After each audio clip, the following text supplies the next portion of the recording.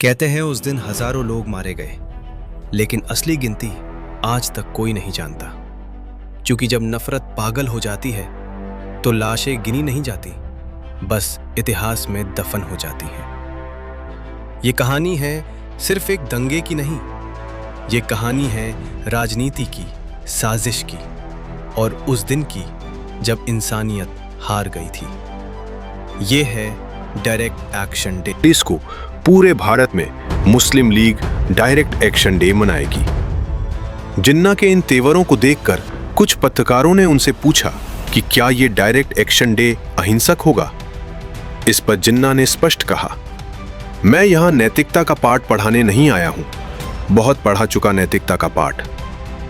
उनके शब्दों से साफ था कि जो व्यक्ति जीवन भर कानून के दायरे में राजनीति करता रहा, उसने अब अपना रास्ता बदल लिया है।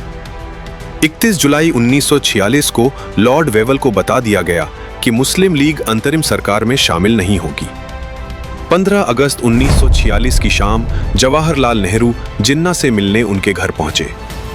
लगभग 1 घंटे तक दोनों के बीच तीखी बहस हुई। नेहरू लगातार लीग को अंतरिम सरकार में शामिल होने के लिए मनाते रहे, लेकिन जिन्ना टस से मस नहीं हुए। बातचीत पूरी तरह असफल रही। जब निराश नेहरू बाहर निकले तो उनकी नजर जिन्ना के बंगले की छत पर लहराते काले झंडे पर पड़ी। यही काला झंडा अगले दिन होने वाले डायरेक्ट एक्शन डे का प्रतीक था।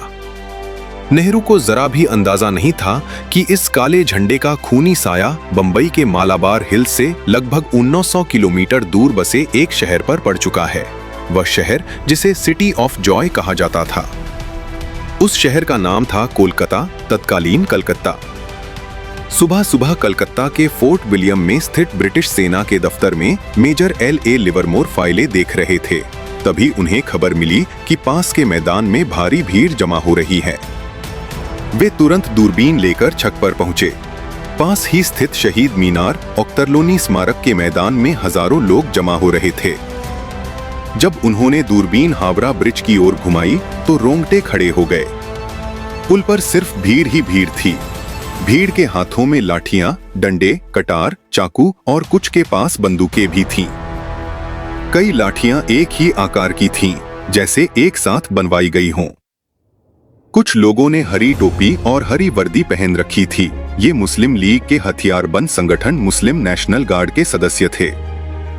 लोगों के हाथों में पोस्टर थे, जिनमें जिन्ना को तलवार लिए सफेद घोड़े पर बैठे योद्धा के रूप में दिखाया गया था। दुनिया के लिए यह 16 अगस्त 1946 था, लेकिन मैदान में जुटे लोगों के लिए यह हिजरी कैलेंडर के रमजान महीने की 17 तारीख थी, जिस दिन बद्र की लड़ाई में मुसलमानों ने विजय प्राप्त की थी। इसी ऐतिहासिक प्रतीक के सहारे लोगों को भड़काया जा रहा था। मौलवियों ने पूरे शहर में पर्चे बांटे। शहर के मेयर और मुस्लिम लीग नेता सैयद मोहम्मद उस्मान ने भी पर्चे छपवाए, जिनमें डायरेक्ट एक्शन डे को जिहाद और काफिरों के खिलाफ लड़ाई से जोड़ा गया। मुस्लिम लीग के अखबार डॉन अखबार में भी उकसाने वाले विज्ञापन छपे। दोपहर 3 बजे तक मैदान में लगभग 2 लाख लोग जमा हो चुके थे। इसके बाद बंगाल मुस्लिम लीग के बड़े नेता ख्वाजा नजीमुद्दीन ने भाषण दिया। उन्होंने कहा कि मुसलमानों की लड़ाई अंग्रेजों से नहीं, बल्कि हिंदुओं से है। उनके शब्दों ने भीड़ में और आग भर दी। अब भीड़ उस व्यक्ति का इंतजार कर रही थी जिसे बंगाल की राजनीति का सबसे ताकतवर नेता माना जाता था, हुसैन शहीद सुहरावर्दी, जो उस समय बंगाल का मुख्यमंत्री था।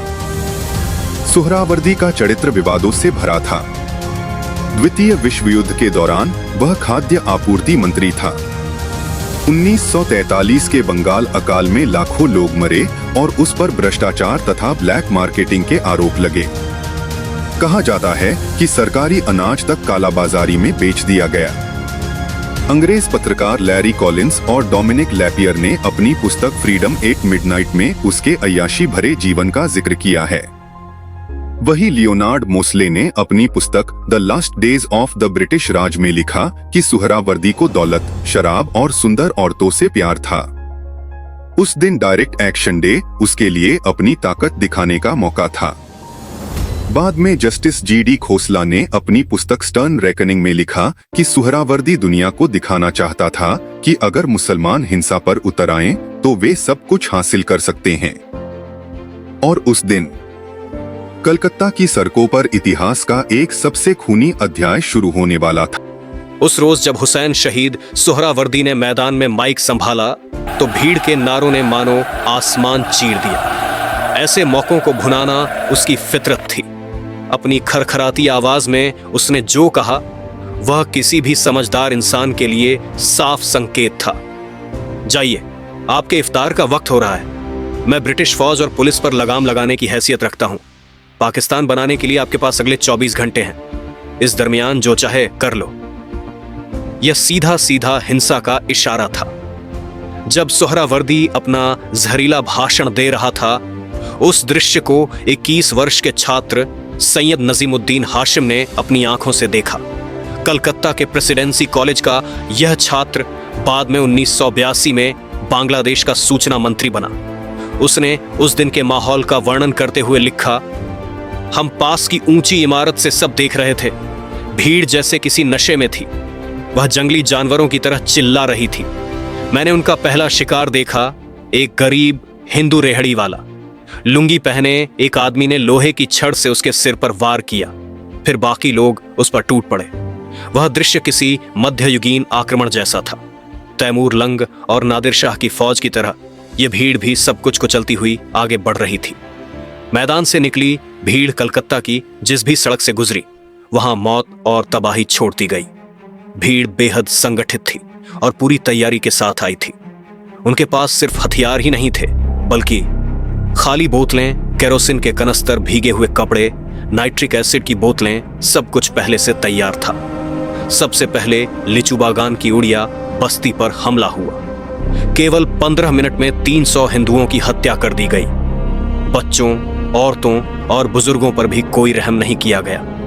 ब्रिटिश पत्रकार लियोनार्ड मोस्ले ने एक क्रूर घटना का वर्णन करते हुए लिखा कि छोटी लड़कियों और बूढ़ों को जबरन गोहत्या करवाने की कोशिश की गई, जो किसी भी हिंदू के लिए घोर पाप माना जाता है।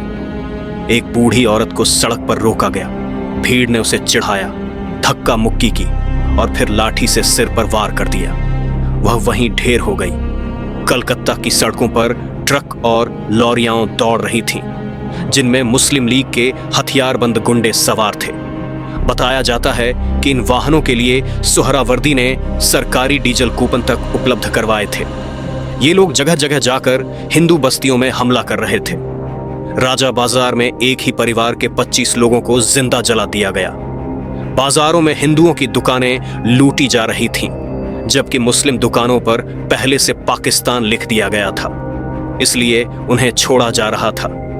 सिर्फ सड़कों पर ही नहीं, हुगली नदी में भी खून बहाया जा रहा था।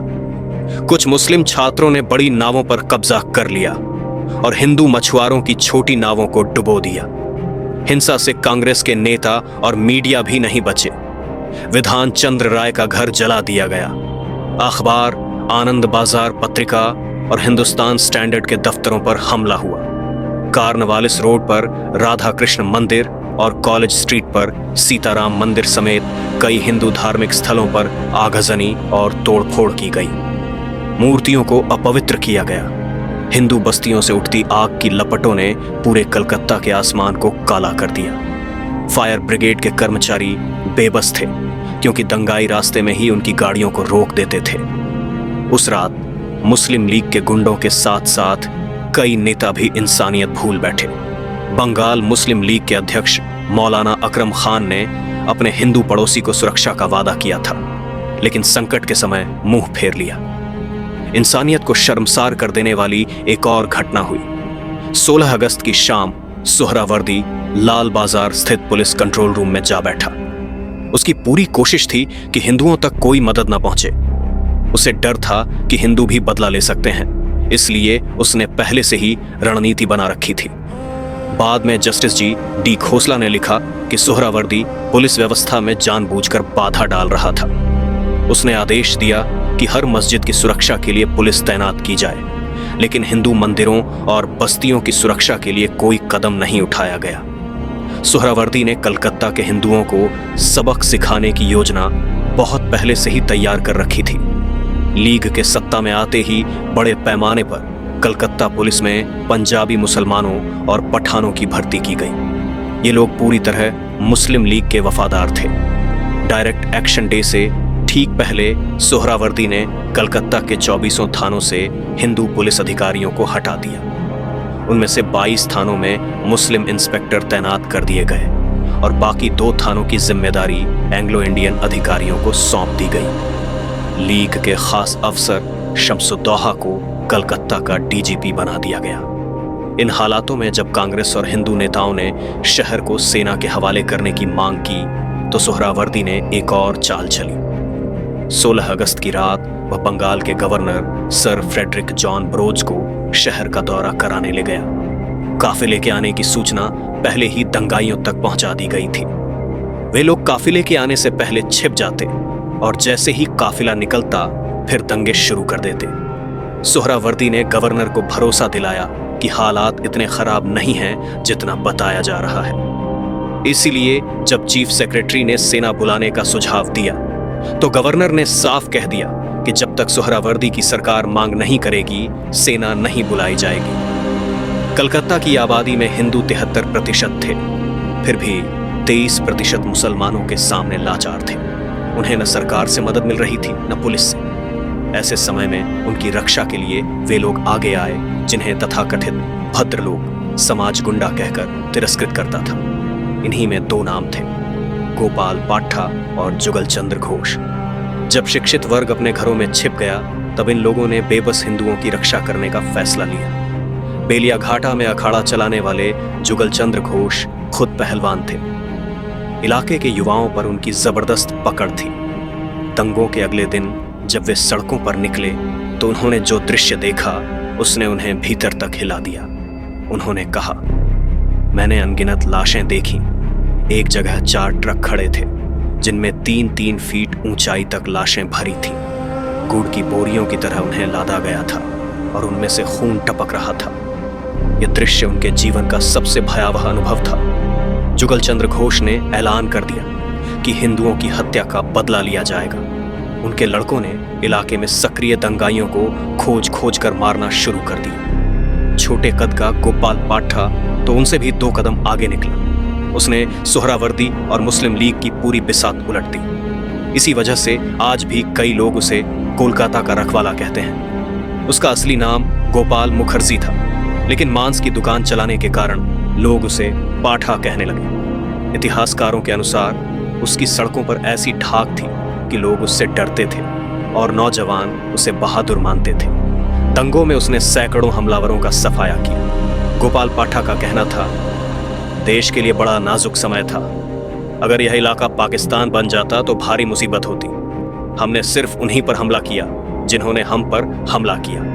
औरतों, बच्चों या बेगुनाहों को हमने हाथ तक नहीं लगाया।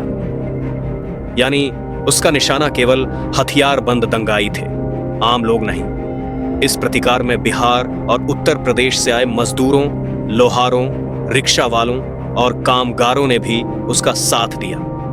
देखते देखते गोपाल पाठा और जुगल चंद्र घोष इतने प्रभावशाली बन गए कि बाद में जब गांधी कलकत्ता आए तो उनसे मिलने के लिए इन्हें बुलाया गया। हिंदुओं की इस कड़ी प्रतिक्रिया को देखकर सुहरावर्दी घबरा गया। 17 अगस्त की शाम उसने गवर्नर से सेना बुलाने की सिफारिश कर दी। ब्रिटिश फौज की ईस्टर्न कमांड की टुकड़ी पहले से ही शहर में मौजूद थी। अब उसने सड़कों पर मोर्चा संभाल लिया। फिर भी अगले 3 दिनों तक हिंसा पूरी तरह नहीं रुकी। कई जगहों पर अब हिंदू भारी पड़ रहे थे। जब तक मुसलमान हमला कर रहे थे तब तक जिन्ना चुप रहे, लेकिन जैसे ही हालात पलटे उन्होंने तुरंत लीग को पीड़ित बताना शुरू कर दिया। 17 अगस्त को दिए एक इंटरव्यू में उन्होंने दंगों के लिए मुस्लिम लीग के दुश्मनों को जिम्मेदार ठहराया। इसी दौरान एक दुबला पतला लंबा नौजवान भी सक्रिय था। नाम था मुजीब। वह मुस्लिम लीग की यूथ विंग का नेता था और डायरेक्ट एक्शन डे को सफल बनाने में लगा था। बाद में उसे घायल मुसलमानों की मदद की जिम्मेदारी दी गई। जब उसने अस्पताल में लाशें और घायलों को देखा तो वह विचलित हो गया।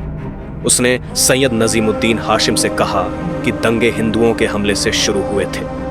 हाशिम ने जवाब दिया, जहां 2 लाख मुसलमान जमा हों वहां हिंदू हमला कैसे कर सकते हैं। ये बात मुजीब को पसंद नहीं आई। यही मुजीब आगे चलकर 1971 में बांग्लादेश का राष्ट्रपिता बना। 3 दिन के भीतर सुहरावर्दी की सारी हेकड़ी निकल गई। 18 अगस्त की रात पुलिस कंट्रोल रूम में इस बार हिंदू नहीं बल्कि मुसलमान मदद की गुहार लगा रहे थे। वायरलेस पर मुस्लिम बस्तियों के जलने की खबरें आ रही थीं। ये देखकर सुहरावर्दी के होश उड़ गए। प्रत्यक्षदर्शियों के अनुसार वह बुदबुदा रहा था, उफ, मेरे बेचारे बेगुनाह मुसलमान। उधर दिल्ली में बैठे सरदार पटेल समझ चुके थे कि जिन्ना और सुहरावर्दी की चाल उलटी पड़ गई है। दंगे खत्म होते होते हिंदुओं ने लीग के गुंडों को करारा जवाब दे दिया था। हालांकि सरदार पटेल ने अपनी बात सार्वजनिक रूप से नहीं कही, लेकिन वल्लभ भाई पटेल ने 21 अगस्त 1946 को सी राजगोपालाचारी को लिखे एक पत्र में अपनी भावनाएं व्यक्त की। उन्होंने लिखा, यह मुस्लिम लीग के लिए एक अच्छा सबक होगा, क्योंकि मैंने सुना है कि बड़ी संख्या में मुसलमानों को भी मौत का सामना करना पड़ा है। कलकत्ता में दंगे धीरे धीरे थमने लगे थे, लेकिन पीछे छोड़ गए थे मौत और तबाही का भयानक मंजर। सरकारी आंकड़ा लगभग 4000 मृतकों का था, पर कई जानकारों का अनुमान है कि वास्तविक संख्या इससे कहीं अधिक थी। उस समय अकाल के कारण बाहर से आए लाखों लोग सड़कों पर रह रहे थे। दंगों का सबसे बड़ा शिकार यही बेघर लोग बने। इनमें से कितने मारे गए इसका कभी सही हिसाब नहीं मिल सका। कुछ अपुष्ट अनुमानों के अनुसार मृतकों की संख्या 25,000 तक पहुंच सकती है। मौत की गवाही दे रही थी हुगली नदी, जिसमें लाशें तैर रही थीं। शहर के कई मैनहोल जाम हो गए थे, क्योंकि उनमें तक शव भर गए थे। इन दंगों के दौरान एक और दिलचस्प और विवादास्पद गठजोड़ सामने आया, मुस्लिम लीग और वामपंथी दलों का। मुस्लिम लीग का प्रतीक था आधा चांद और भारतीय कम्युनिस्ट पार्टी का प्रतीक था हंसिया। इन दोनों के बीच पहले से ही वैचारिक निकटता थी। भारत के कई वामपंथी समूह मुस्लिम लीग की पाकिस्तान की मांग का समर्थन करते थे। यहां तक कि कैबिनेट मिशन के सामने कम्युनिस्टों ने भारत को कई हिस्सों में बांटने का प्रस्ताव भी रखा था। डायरेक्ट एक्शन डे के दौरान यह समीकरण और स्पष्ट दिखाई दिया। ज्योति बसु, जो उस समय बंगाल विधानसभा में कम्युनिस्ट विधायक दल के नेता थे और आगे चलकर 23 वर्षों तक पश्चिम बंगाल के मुख्यमंत्री बने, ने 13 अगस्त 1946 को एक बयान जारी किया, जो आनंद बाजार पत्रिका में प्रकाशित हुआ। उन्होंने कहा, डायरेक्ट एक्शन डे पर हमारी कोशिश होगी कि शांति बनी रहे, चाहे इसके लिए हमें हड़ताल का समर्थन करना पड़े या न करना पड़े। लेकिन हिंदू मुस्लिम मजदूर एकता के नाम पर कम्युनिस्ट ट्रेड यूनियनों ने बंगाल के पेट्रोलियम, स्टील, लोहा और जूट कारखानों में हड़ताल का समर्थन किया, जिससे प्रशासनिक ढांचा और कमजोर हो गया। आरोप यह भी है कि मुस्लिम लीग की रैली में कम्युनिस्ट पार्टी के कुछ नेता मौजूद थे। कुछ संस्मरणों में दावा किया गया है कि ज्योति बसु भी वहां पहुंचे थे, लेकिन भीड़ को हिंसक होता देख वापस लौट गए। हावड़ा की झूठ मिलों में भी हड़ताल न मानने वालों को धमकियां दी गईं, लेकिन जैसे ही हिंदुओं ने पलटवार शुरू किया, वही वामपंथी संगठन अमन कमेटियां बनाकर शांति की अपील करने लगे। यहां तक कि जब हुसैन शहीद सुहरावर्दी ने शांति मार्च निकाला तो ज्योति बसु भी उसमें शामिल हुए। अगले महीने बंगाल विधानसभा में कांग्रेस और हिंदू महासभा ने सुहरावर्दी सरकार के खिलाफ अविश्वास प्रस्ताव पेश किया, लेकिन मतदान के दौरान कम्युनिस्टों ने लीग का विरोध करने से इनकार कर दिया। 19 सितंबर 1946 को ज्योति बसु ने विधानसभा में कहा, पहले दंगों के लिए ब्रिटिश सरकार को जिम्मेदार ठहराया जाता था, तो अब मुस्लिम लीग सरकार को क्यों दोषी ठहराया जा रहा है। कलकत्ता जल रहा था, लेकिन राष्ट्रीय नेतृत्व की चुप्पी और भी चौंकाने वाली थी। उम्मीद थी कि नेहरू और जिन्ना साथ आकर शांति की अपील करेंगे, लेकिन दोनों अपने अपने राजनीतिक संघर्षों में व्यस्त थे। सबसे ज्यादा चौंकाने वाली खामोशी थी महात्मा गांधी की। 16 से 19 अगस्त के बीच उन्होंने कई अन्य मुद्दों पर वक्तव्य दिए। मैसूर, खाद्य संकट, विश्वविद्यालय समारोह, लेकिन कलकत्ता की हिंसा पर कोई स्पष्ट बयान नहीं आया। आखिरकार 19 अगस्त को अपने पत्र हरिजन में उन्होंने पहली बार कलकत्ता का जिक्र करते हुए लिखा, हिंदुओं को हिंसा रोकनी चाहिए। कलकत्ता की हिंसा के पूरे 10 दिन बाद जाकर देश को बापू के विचारों का पता चला। महात्मा गांधी ने हिंसा की निंदा करते हुए कलकत्ता को मुर्दों का शहर बताया। 28 और 31 अगस्त की प्रार्थना सभाओं में उन्होंने कहा कि कलकत्ता की घटनाओं पर उनका मौन रहना ही उचित था। 2 सितंबर 1946 को उन्होंने अपने पत्र हरिजन में झर की काट शीर्षक से एक कड़ा लेख लिखा, जो 8 सितंबर को प्रकाशित हुआ। गांधी जी ने लिखा, अगर कलकत्ता के सारे हिंदू अपने विवेक का इस्तेमाल करते हुए बहादुरी से मर मिटते तो वे न केवल हिंदू धर्म को बल्कि पूरे हिंदुस्तान को बचा लेते। इससे हिंदुस्तान में इस्लाम भी शुद्ध हो जाता। गांधी का मानना था कि बदला लेने के बजाय हिंदुओं को अहिंसा का पालन करते हुए प्राण त्याग देना चाहिए था। वहीं दूसरी ओर मौलाना अबुल कलाम आजाद एक अलग राह पर चल रहे थे। उन्होंने कलकत्ता नरसंहार के लिए जिन्ना या सोहरावर्दी को नहीं, बल्कि अपने परम मित्र जवाहरलाल नेहरू को जिम्मेदार ठहराया। आजाद ने लिखा, कलकत्ता की हिंसा हिंदुस्तान के इतिहास की एक भयानक और दुखदाई घटना थी। मुझे खेद के साथ कहना पड़ता है कि इसकी जिम्मेदारी जवाहरलाल नेहरू पर थी।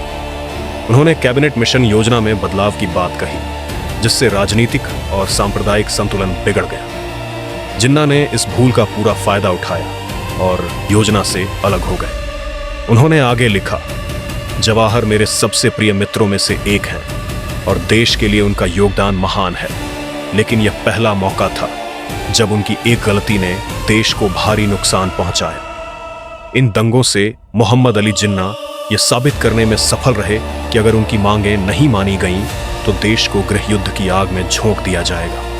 हालांकि यह भी कड़वा सच था कि उनकी इस खूनी जिद में बड़ी संख्या में मुसलमान भी मारे गए। अब हुसैन शहीद सोहरावर्दी भी समझ चुका था कि कलकत्ता जैसी स्थिति दोहराना उसके लिए भी खतरनाक हो सकता है। इसलिए उसने एक नई योजना बनाई, ऐसी जगह जहां मुसलमान बहुसंख्यक हों और हिंदू बेहद कमजोर स्थिति में।